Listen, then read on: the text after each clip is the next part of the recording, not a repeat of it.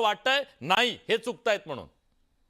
सगळ्यात पहिली गोष्ट, निवडणूक आयोगाला डिफेंड करण्याची मला गरज नाही ना. निवडणूक आयोगाला कुठल्या राजकीय पक्षाची गरज असेल असं वाटत नाही मला. एक हं, पहिली गोष्ट. हं.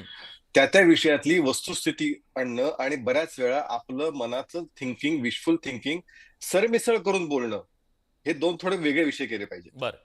असं आहे की मुळामध्ये लक्षात घेतलं पाहिजे, आता विलास बडे ते काँग्रेसचे प्रवक्ते बसले, त्याच्यानंतर पुढचे जे विरोधातले प्रवक्ते ते 30 लाईन घेणार आहेत. हं, त्यामुळे आधीच मी सांगतो की मुळामध्ये असं आहे की निवडणूक आयोग चुकलाय का? 100% चुकलाय. हं, निवडणूक आयोगाच्या गोष्टी आजच्या सगळ्यात अनेक गोष्टी चुकीच्या आहेत.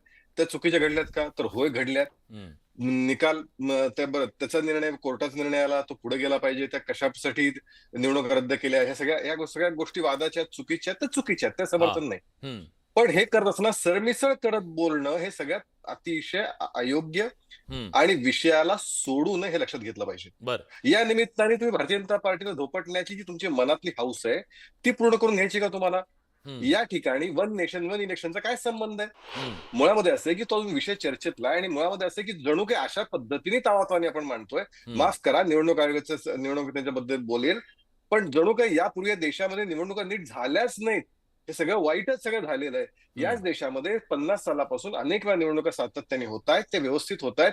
ज्या बातम्यांबद्दल आज तुम्ही तावातावाने बोलताय आणि ते अयोग्य आहेत, त्याचं कुणीही समर्थन करणार नाही. मग तो पैसे सापडण्याचा विषय असो, अन्य काही विषय असो, ज्या काही हाणामारीचा विषय असो, जे काही गोष्टी घडल्या त्या अयोग्यच आहेत. पण मला सांगा हो, या विषय काय ह्याच्यापूर्वी कधी कुठल्या निवडणुकांमध्ये झालं नाही का हो? मी समर्थन करत नाहीये. हं. मी सांगण्याचा प्रयत्न करतोय की या गोष्टी घडत होत्या, त्या गोष्टीला पायबंद घातला पाहिजे आणि त्या गोष्टी दुरुस्त कशा करण्यासाठी निवडणूक रिफॉर्म्स कसे केले पाहिजेत.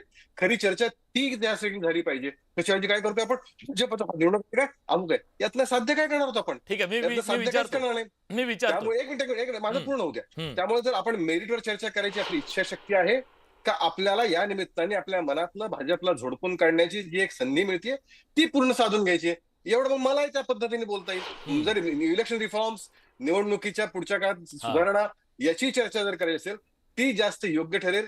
पण भाजपला झोडपणं हा आमचा अजेंडा असेल, तर मग आपणही त्या पद्धतीने बोलूया. मला काही हरकत नाही. त्याबद्दल आपण राजकीय ठीक आहे. विषय भाजपला चर्चा करूया. झोडपण्याचा नाही. नाही, नाही. उपाध्ये साहेब, ग्रह खातं आपल्याकडे आहे. नाही, नाही, नाही. मी ज्या विचारतो. पद्धतीने नाही, नाही. महाराष्ट्रात ग्रह खातं आज काम करतंय त्याच्यावर तुम्ही काय बोला काय ना. चुकीचं करताय? आणि अरे तुम्हाला कुठला झोडपायला विषय? आम्हाला नाही, अंदाज नाही, कुठला नाही. विषय आहे? वास्तवावर कुठला बोलतोय. विषय आहे? सुषमाताईंना मला काय चुकीचं विचारायचं. केलं निवडणूक सुषमाताई, आयोगाने? हा.